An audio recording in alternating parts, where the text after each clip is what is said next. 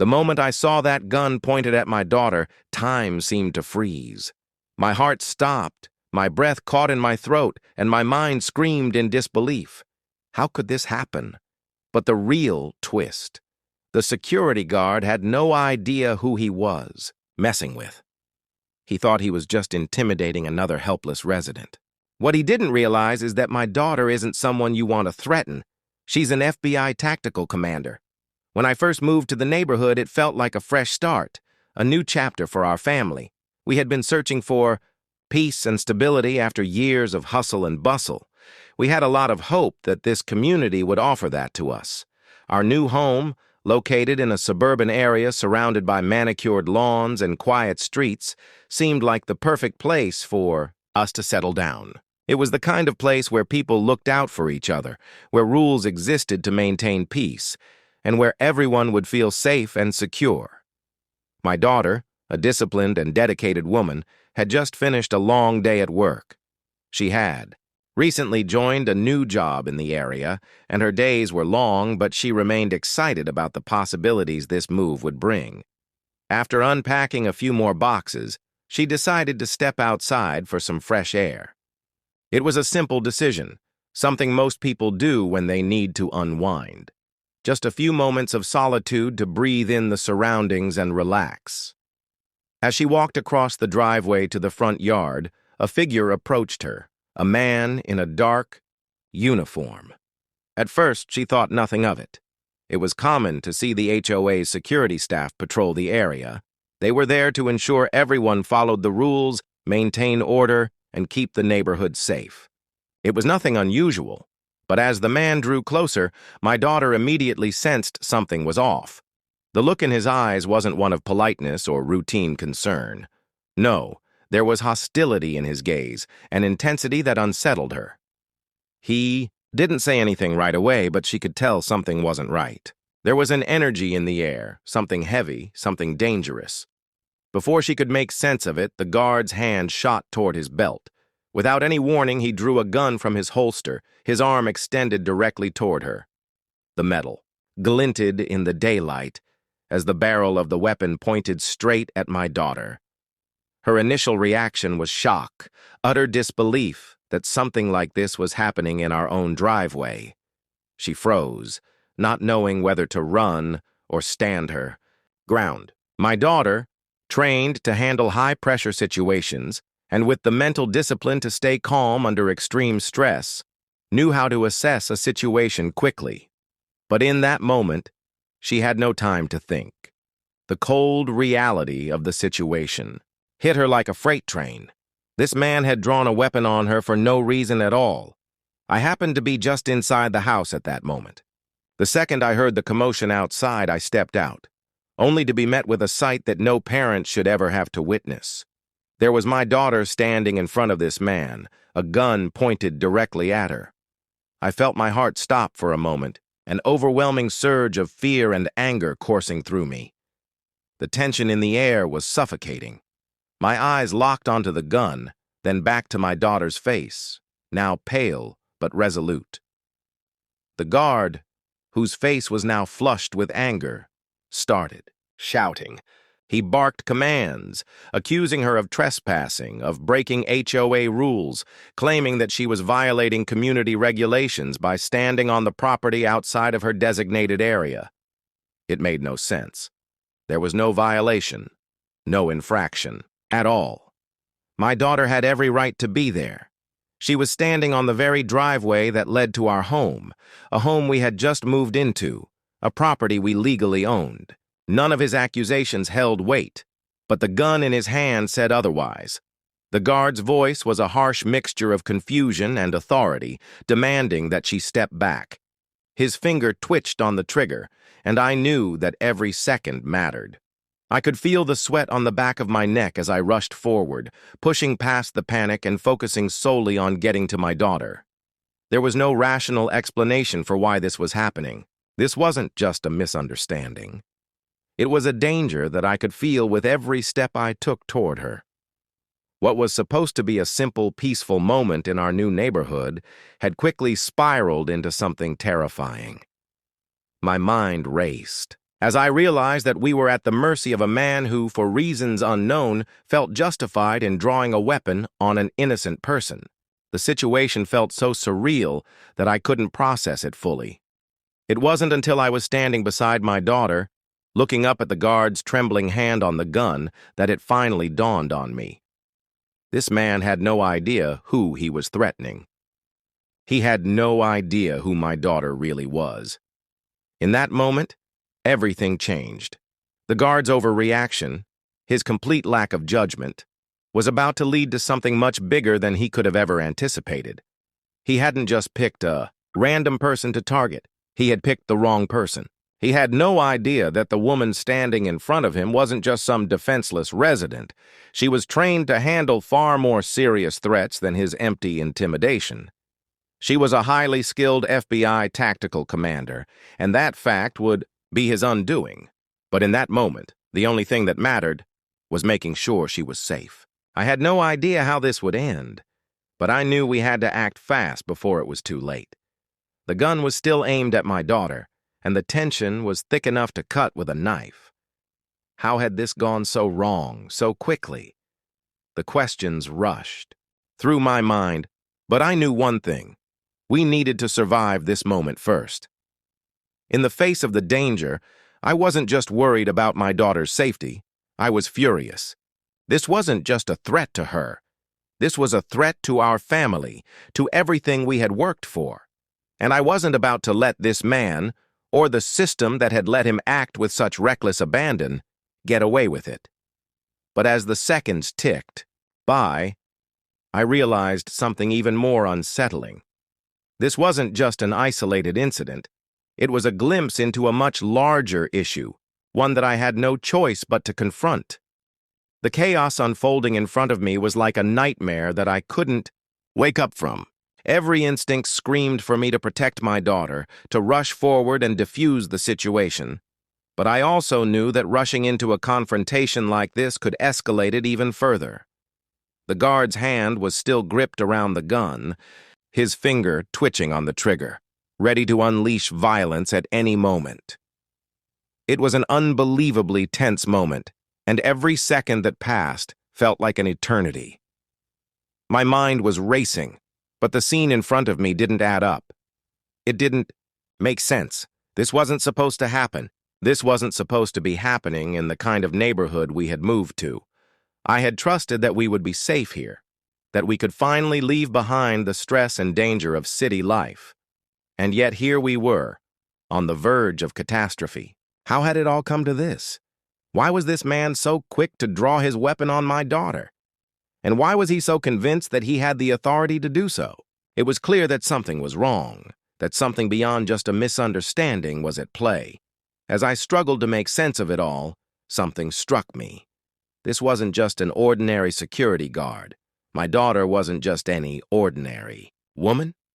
In fact, she wasn't just another person living in the neighborhood following the rules like everyone else. She wasn't someone you could intimidate, someone you could push around because of your uniform and your gun. She was trained for situations just like this. My daughter had a past, a highly classified one that no one in the neighborhood could have known. She had spent years as an FBI tactical commander, working in some of the most dangerous and high-stakes environments imaginable. She had faced real threats, real danger, on a scale that this man could never have comprehended. The gun he pointed at her wasn't the first weapon she had faced, and it certainly wouldn't be the last. But in that moment, he didn't know that. He didn't know that the woman he was threatening was someone who had been trained to remain calm, composed, and in control in the most extreme situations. Her military training kicked in immediately. Her body language shifted from defensive to controlled, poised, as though she was back in the field, surrounded by higher stakes.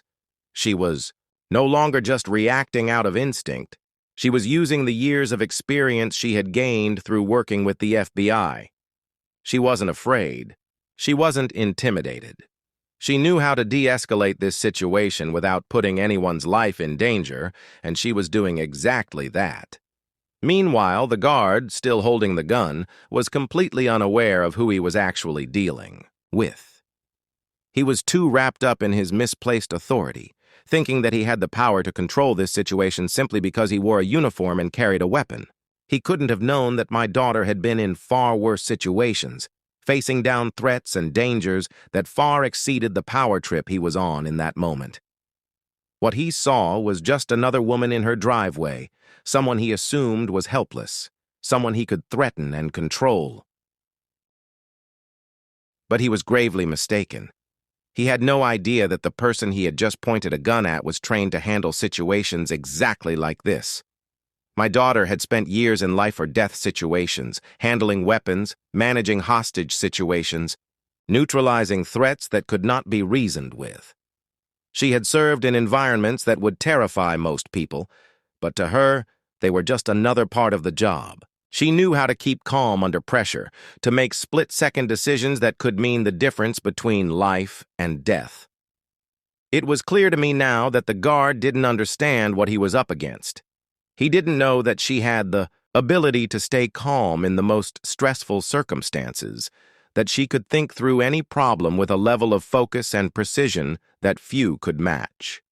And the most critical thing he didn't realize was that the person he was pointing his weapon at could, with a single motion, disarm him in seconds, neutralize any threat, and walk away unscathed. He had underestimated her, and that was his mistake.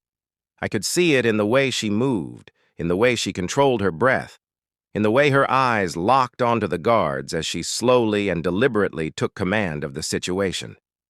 She was no longer just the woman standing in her driveway, a civilian in a quiet neighborhood. She was a trained operative, someone who could handle any threat, someone who had been tested and proven in ways this security guard could never imagine. The tension in the air shifted as her calm authority began to take over. The guard, still grasping the gun, could see that his intimidation tactics weren't working. His grip on the weapon faltered, his confidence wavered.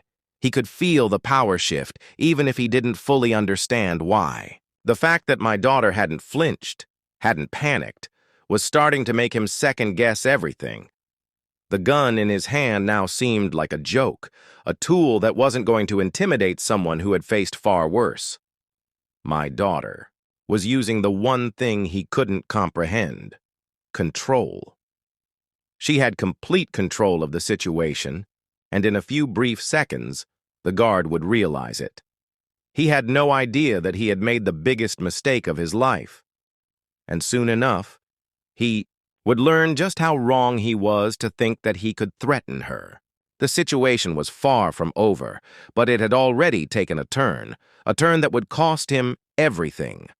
The standoff that had felt like an eternity in the making shifted in an instant.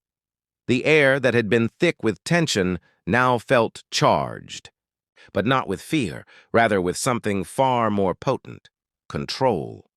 My daughter's response, calm and composed, had already begun to unravel the situation.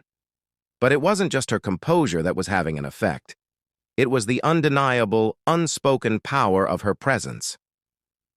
In that moment, everything the guard thought he knew was quickly falling apart. As the gun remained trained on her for what felt like the longest moment of my life, she made a subtle but deliberate movement. Slowly, and without a hint of hesitation, she raised her hands. It wasn't a surrender. It wasn't an act of fear or submission. She raised them as a sign of absolute control, an assurance that this situation was about to turn on its head. The guard, already rattled by her stillness and unwavering calmness, seemed to falter. His grip on the weapon was firm, but there was an unmistakable hesitation in his eyes. She didn't need to speak loudly. Her voice, clear and authoritative, cut through the tension like a knife. The words she spoke were measured, precise. They weren't begging for understanding or pleading for mercy. They were a command. Lower the weapon. The simplicity of the directive made the weight of the moment heavier. She wasn't asking. She wasn't making a request. She was telling him what was going to happen next. And in that moment, I could see the security guard's confusion grow. There was a flicker in his eyes, a split second of doubt. He had expected fear. He had expected a frightened response from someone standing before him with a gun. What he didn't anticipate was the utter lack of fear. And that lack of fear was so powerful, so assured, that it caused a ripple in his mind, a hesitation that shook him to his core. That hesitation was all my daughter needed. It was the moment when she shifted the entire power dynamic in her favor. In one fluid motion, she reached into her jacket. I held my breath, not knowing what she was about to do, but understanding that whatever happened next was going to change everything. She pulled out her credentials. The FBI badge, gleaming with its unmistakable insignia, was now held firmly in her hand. The moment the guard saw it, his face drained of color. The confusion that had once clouded his mind transformed into pure shock. His grip on the gun faltered, as if the very weight of the badge had rendered him helpless. The realization was swift, brutal in its clarity. He had drawn a weapon on an FBI tactical commander. In that moment, the truth hit him with the force of a freight train. The woman standing before him, the one he had targeted as just another resident, was no ordinary civilian. She was trained in ways that far exceeded anything he could ever have imagined. She wasn't just someone who knew how to handle a weapon. She had lived through some of the most dangerous, high-risk operations in the world. He had no idea the caliber of person he was facing, and now that he did, it was too late to take it back. His entire demeanor shifted in an instant. The bravado that had held him steady, that had allowed him to pull a gun on a woman in her own driveway, evaporated completely. His hand, once steady on the weapon, began to shake. The gun lowered slowly as he took a step back, his body language now screaming uncertainty and fear. The shift was immediate, but it was also undeniable. The power dynamic that had once been in his favor had collapsed entirely. I could see the disbelief in his eyes as he processed what had just happened. His mind raced to catch up with the situation, but it couldn't. The moment had already passed. The realization that he had been standing face to face with someone capable of taking control of any situation, no matter how dire, left him rattled. He had been overconfident, too sure of his power. He had assumed that because he wore the uniform of an HOA security officer, he had the upper hand. But now he knew better, and as quickly as the power had shifted, it was clear that the situation was now in my daughter's hands. She stood tall, not with aggression, but with the quiet confidence of someone who had already won. The tension that had once threatened to escalate to violence now began to dissipate. The guard, trembling, took a few steps back, the gun now resting loosely at his side. He had no choice but to back off, his will crumbling in the face of someone who was more trained, more experienced, and far more capable than he had ever realized. In that moment, my daughter's calmness had done what I hadn't even known was possible. She had taken control of the situation without firing a single shot, without raising her voice. She had completely neutralized the threat with nothing more than her presence and the power of her identity. The guard was no longer the aggressor. He was the one in retreat, realizing the monumental mistake he had just made. The adrenaline that had been coursing through my veins started to slow down, and in its place, a sense of deep relief washed over me. I had feared for my daughter's life. But I also realized that there was something far greater at play here, a lesson about underestimating others and a reminder that appearances can be deceiving. The neighborhood that I had once thought of as peaceful had revealed its darker side. And in the face of danger, it was my daughter, with all her training and experience, who had stood firm and unshaken. The guard's retreat wasn't just a victory. For us, it was a moment of profound realization for him. He had misjudged the situation, misjudged her, and now he was left with the painful awareness that he had made a grave error. The days following the incident felt surreal, as if everything that had just happened was a bad dream. As much as I wanted to believe that things would return to normal, the reality of the situation was undeniable. I found myself replaying the events over and over in my mind, wondering what could have happened if things hadn't gone the way they did. What if the security guard hadn't hesitated? What if my daughter hadn't been so quick to defuse the situation? What if the encounter had escalated before anyone had the chance to think clearly? The possibility of a tragic outcome was far too real, and it made me feel sick to my stomach. Despite my relief that we had avoided disaster, the emotional toll of the entire ordeal was starting to set in. My daughter, though outwardly composed, was clearly shaken by the close call. She had faced down life-threatening situations before, but there was something different about this one. This wasn't a mission or a high-stakes operation. This was supposed to be our new home, a place of safety and peace. And yet, one of the first interactions we had with the HOA's so-called security had been one that could have easily turned deadly. It was hard to reconcile the idea of a neighborhood guard, someone who was supposed to ensure the safety of the community, pulling a gun on a civilian, let alone someone with the credentials of an FBI tactical commander.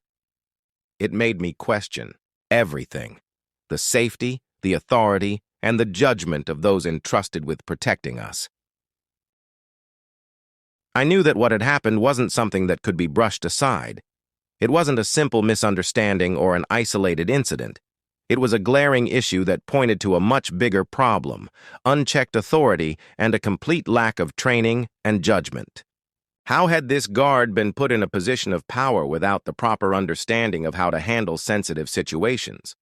More importantly, how had the HOA allowed such a person to be in charge of the security for an entire community? I couldn't ignore these questions, and I knew that if I wanted answers, I had to take action. I couldn't let this incident go without holding the HOA accountable. I wasn't just thinking about my own family's safety. I was thinking about the safety of everyone in the neighborhood. If this was how the HOA's security handled things, what other potentially dangerous situations were going unaddressed? I couldn't shake the nagging feeling that the guard's actions were not just an unfortunate mistake. They were the result of a systemic failure. The HOA's negligence in hiring and training personnel had put everyone at risk. So I did what anyone in my position would do. I went straight to the HOA to report the incident. I walked into their office ready to make sure this wasn't something they could sweep under the rug, but I was immediately met with resistance. The response I received from the HOA was not what I expected. Instead of the accountability I had hoped for, I was greeted with defensiveness and disbelief. The person behind the desk seemed incredulous, almost as if they couldn't understand why I was making such a big deal out of what had happened. To them, it seemed like just another complaint, another irate resident trying to make trouble. But to me, this wasn't just about a simple complaint. This was a matter of life and death. I had expected the HOA to take the situation seriously, to understand the gravity of what had happened. After all, a gun had been pulled on my daughter, someone with the authority and training to handle these kinds of situations. But instead of taking responsibility, the HOA acted as though it was a minor misunderstanding, something that could be easily dismissed. The dismissive attitude from the HOA was infuriating. It was clear that they didn't fully grasp the seriousness of what had occurred, or worse, they didn't care. As I continued to press the issue, it became clear that the HOA's primary concern was damage control. They were more interested in minimizing the incident than addressing the systemic problems that had allowed it to happen in the first place. The guard, who was supposed to be trained to protect and serve the community, had taken matters into his own hands, and the HOA seemed intent on protecting their own reputation rather than acknowledging the mistakes that had led to this dangerous situation. What if the guard hadn't hesitated when he saw my daughter's credentials? What if he had fired that weapon in fear or anger, not understanding the gravity of the situation he was creating? I could barely keep my thoughts straight as I imagined the potential consequences.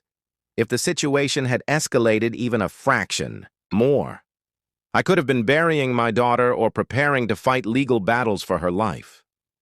The possibilities haunted me, and I couldn't let that risk remain unchecked. The more I thought about it, the angrier I became. I wasn't going to let the HOA brush this off or make excuses. I had to make sure they took responsibility. But it wasn't just about the HOA. It was about the larger issue at hand. If this was how security was being handled in our community, how many others were living in fear of overzealous, undertrained guards? How many other families were at risk of facing a similar situation? The consequences of ignoring this issue could be catastrophic, and I wasn't about to stand by and let it happen. I knew that the path ahead would be difficult, and I couldn't do it alone. I needed to rally others, to bring attention to the failure of the HOA's security system. This was about more than just one incident. It was about making sure that no one else would have to endure the same kind of fear and danger that we had faced. I was determined to make sure that the HOA faced the consequences of their negligence and that the safety of the residents would be taken seriously moving forward. The fight wasn't over yet, and I was prepared for the long haul. There was no turning back now. The HOA had to be held accountable for their failure to protect us, and I would make sure they understood that there were serious repercussions for their actions that could have cost my daughter her life. The aftermath of that fateful day unfolded in ways I could have never predicted. What started as a chaotic, terrifying incident soon became the catalyst for a chain of events that brought to light the fundamental issues with the HOA's security system and forced them to confront the deep-rooted failures that had allowed such an incident to occur. The first step was to ensure that the situation didn't simply vanish into obscurity, buried beneath the weight of bureaucracy and indifference. I had filed the formal complaint, but I knew that would only be the beginning. I was prepared for resistance, but I wasn't prepared for just how swiftly the repercussions would unfold once the facts began to surface. The reality was that the HOA, which had once been so focused on maintaining control and silencing dissent, found themselves on the defensive when they realized the full extent of what had happened. It didn't take long for the truth to start emerging. The security guard, the one who had so recklessly drawn a weapon on my daughter, was no stranger to overstepping boundaries. In fact, it turned out that his history was one of repeated misconduct and a clear pattern of overreacting in tense situations. There were multiple reports of him acting aggressively in the past, escalating conflicts instead of de-escalating them, using his position of authority to intimidate residents, and showing little to no regard for proper protocol or the safety of others. He had been reprimanded on several occasions, but the HOA, it seemed, had been too willing to turn a blind eye. His prior warnings, it appeared, had been swept under the rug in favor of maintaining a false sense of security within the community. When the full extent of his history came to light, it became clear that this was no isolated incident. It was the culmination of a larger issue within the HOA. The guard, who had once felt untouchable, was now facing serious consequences. His actions, reckless and dangerous, had finally caught up with him. The HOA, in an attempt to cover up their own negligence, launched an internal investigation into his conduct. The FBI credentials my daughter had shown him were now at the center of that investigation. Her involvement brought an entirely new level of scrutiny to the situation, one the HOA could no longer ignore. It was as if the weight of her identity as an FBI tactical commander had shifted the balance of power, not just in that moment, but in the aftermath as well. The guard, who had once wielded his weapon with the confidence of someone who believed they were above reproach, was now under the microscope. His arrogance had crumbled, replaced by the undeniable realization that he had overstepped in ways that could no longer be swept under the rug. The investigation quickly revealed the severity of his actions, and the HOA had no choice but to act. The community, once quiet and passive, began to stir. Word spread fast, and the neighbors who had been reluctant to speak out now found their voices. People were horrified by what had happened. They saw the video footage, heard the details, and realized that a situation that could have easily turned deadly had been allowed to happen in their own neighborhood. No one wanted to feel unsafe in their own homes, especially at the hands of someone who was supposed to protect them. As the pressure mounted, the HOA was forced to acknowledge the extent of their own failures. They began to take action, not out of goodwill, but out of necessity. A new set of security protocols was put into place. Training programs were implemented to ensure that all future guards would be better equipped to handle difficult situations without resorting to violence or intimidation. It wasn't perfect. These changes were long overdue, and they certainly didn't erase the trauma of that day. But they were a start. It was clear that the HOA had been pushed into a corner, and they had no choice but to make changes. They even offered a formal apology to my family, though it felt more like a gesture than a genuine acknowledgement of the harm they had caused. But for me, the real victory wasn't in the apology or the changes made to the security policies. It wasn't even in the disciplinary action that would eventually be taken against the guard. The true victory was in knowing that we had stood our ground. The HOA had underestimated us. They thought they could intimidate us, sweep the incident under the rug, and continue with their own agenda. They hadn't counted on my daughter's strength, her experience, or her unwavering commitment to justice. They hadn't counted on the power of accountability, and they certainly hadn't counted on a family willing to fight for what was right. The situation wasn't just about protecting my daughter.